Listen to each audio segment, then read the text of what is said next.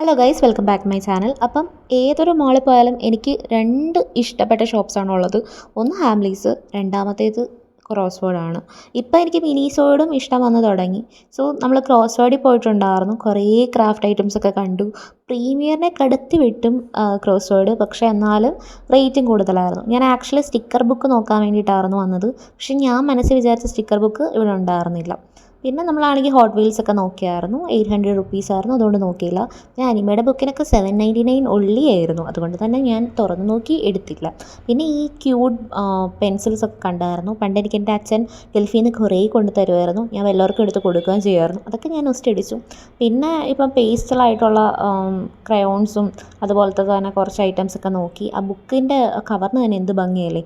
ഈ ഹാരി പോട്ടറിൻ്റെ ഐറ്റമിന് 5000ഉം ഈ യൂണിക്കോണിൻ്റെ ഈ പേനയ്ക്ക് 699 ആണ് ഗൈസ്. പിന്നെ നമ്മൾ കുറച്ച് ഐറ്റംസ് ഒക്കെ നോക്കിയിട്ട് അവിടെ നിന്ന് വിട്ടു. Bye bye guys.